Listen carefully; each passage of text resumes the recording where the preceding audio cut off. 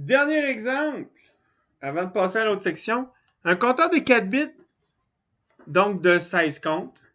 On veut un compteur de 4 bits de titre. On ne dit pas combien qui compte, mais si on dit un compteur de 4 bits, ben, ça veut dire qu'il va compter toutes ses valeurs possibles. Donc, il va partir à 0, 1, 2, 3, 4, 5, 6, 7, 8, 9, 10, 11, 12, 13, 14, 15, puis il va reboucler. Donc, ça, c'est super simple. Ce qui est le fun avec ça, c'est qu'on n'a pas besoin d'y rajouter un reset. On n'a pas besoin d'y dire quand tu es rendu à telle valeur, remets-toi à 0. On peut le faire, mais c'est pas obligatoire parce qu'il va se faire tout seul. Par contre, moi, j'aimerais ça rajouter une chose de plus. Si, admettons, au lieu de compter du temps, on veut compter des événements. On veut compter des événements qui arrivent. Un événement, souvent en numérique, c'est un bit qui va s'activer. Hop, hop, hop, hop. Imaginez que vous avez à compter, je sais pas moi, 16, à toutes les 16 passages de métro, mettons. Je veux qu'on le sache qu'il vient de passer 16 personnes au métro. Ben, sur le tourniquet, je mettrais un système qui génère une impulsion d'un cycle d'horloge, par exemple. Puis je pourrais compter le nombre de personnes qui passent dans le tourniquet. Je sais pas si c'est une belle application. Je le ferais peut-être autrement, mais c'est pas grave. OK. Mettons qu'on a un compteur de 4 bits.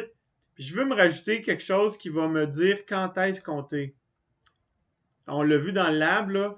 On fait souvent compteur avec un enable. Donc, on va s'ajouter un enable sur le circuit. Donc, je vais m'en aller au tableau avec ça. On va regarder ça. J'ai toujours ma structure standard d'un compteur. C'est un compteur 4 bits. Donc, je peux l'écrire, c'est 4 bits ici. J'ai 4 bits là. Puis, si je veux me rajouter un enable, ben, on veut que la valeur qui soit ici soit incrémentée ou pas. Je vais avoir besoin d'un enable pour dire tu t'incrémentes ou tu t'incrémentes pas. Tu laisses passer, tu passes direct ou tu passes plus 1. C'est ça un enable dans le fond. Donc, je vais aller coder ça.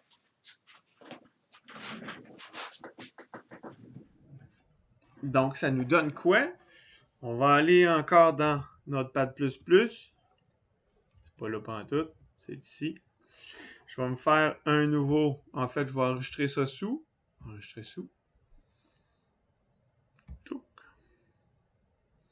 On va l'appeler avec enable. Puis ça, c'est simple 3. Enregistrer. Donc, simple 3. Vous remarquer que c'est toujours la même structure. C'est aussi simple que ça tout le temps. Ce qui change après ça, c'est quand que je connecte des choses avec. Là. Puis là, j'ai plus besoin de ça. C'est pas une impulsion que je veux. Je veux carrément le compteur. Donc, je vais aller m'ajouter ma sortie. En fait, j'ai deux choses à ajouter. Je vais ajouter mon enable underscore e, qui est un std logic, qui est un input, point virgule, et je vais avoir besoin de ma sortie de compteur, c'est mptr underscore out, 2.out, std logic, vector, 3 down 2, 0 de lab. Voilà. Fait que là, je viens de faire un compteur de 4 bits. Puis, j'ai pas besoin de mon 5e bit dans ce cas ici. Et je l'initialise à 0. Donc, c'est un compteur de 4 bits. C'est lui qui va être le compteur. Ça, c'est juste un fil qui est connecté dessus. Donc, ça, c'est mon compteur. En fait, il n'est pas un compteur tant et aussi longtemps que je ne l'ai pas inséré dans un clock, dans un process avec un clock. Fait que là, ben, comme vous voyez, il est inséré. Je vais ajouter, avant de modifier cette partie-là ici, là, je vais modifier cette partie-là tantôt. Première chose que je vais faire, c'est que je regarde mon clock. En dessous du clock, hein, quand vous regardez ça ici, vous voyez que le enable, c'est dans la logique combinatoire. Donc, comme c'est dans la logique combinatoire, cette partie-là devrait être en dessous du clock. Je vais me faire une ligne spéciale juste pour le enable. S'il n'est pas à 1, je ne compte pas. S'il est à 1, je compte. Fait que c'est ce que je vais faire. Je reviens ici. Donc, if, tout de suite en dessous du clock, je vais mettre mon if enable underscore i égale 1, then je compte. Donc, je vais faire compteur égale compteur plus 1.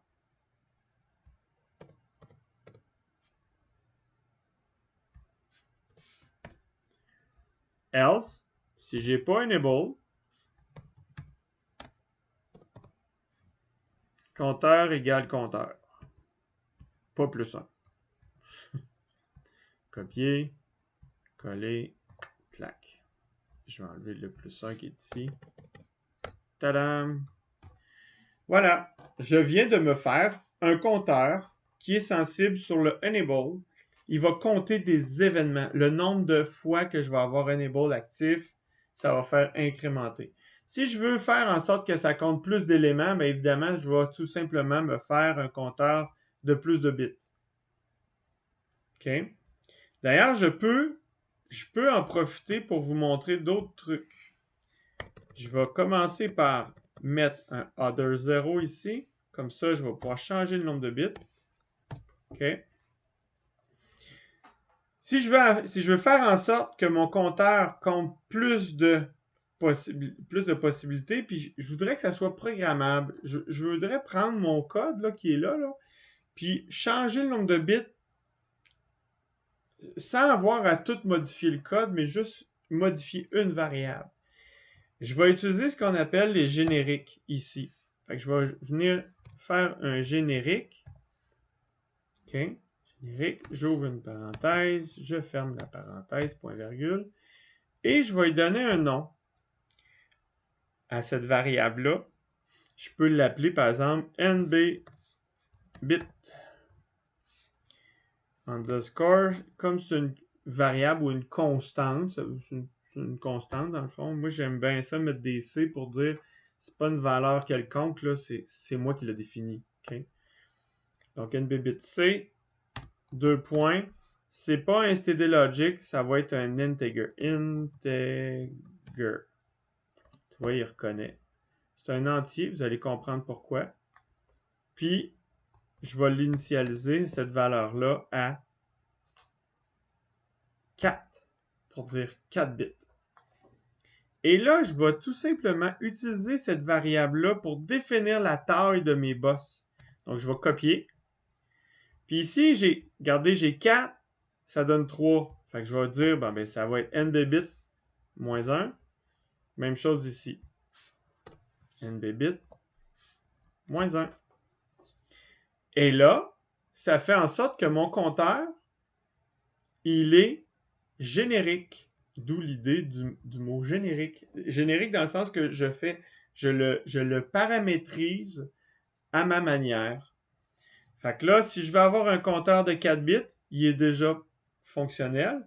Mais si j'en veux un de 32 bits, j'ai juste à mettre 32 ici.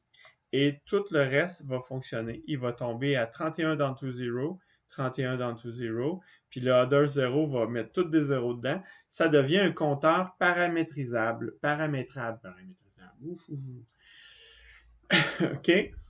Donc, je viens de me faire un compteur un petit peu plus complexe. Ben, il n'est pas plus complexe. C'est le même principe toujours. J'ai encore, si je m'en vais au tableau, j'ai encore ce même truc-là. La seule chose qui change, c'est la taille ici de mon registre. C'est tout. OK? Là, il me reste une chose que je n'ai pas refait, c'est la connexion ici avec l'extérieur. On va aller faire ça tout de suite.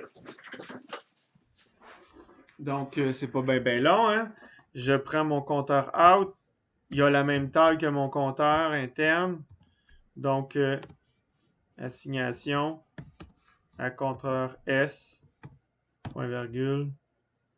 On décale tout ça. On fait un petit espace, CTRL S, et voilà, c'est fait. Je viens de brancher mon compteur interne vers la sortie, toutes les bits au complet. Je n'ai pas besoin de spécifier un bit après l'autre, là. Ils sont le même taille. OK? Voilà! J'espère que ça commence à être de plus en plus clair quand on fait des compteurs. On va rentrer dans d'autres détails. Je vais aller plus loin dans les notes de cours dans le prochain vidéo. À tantôt!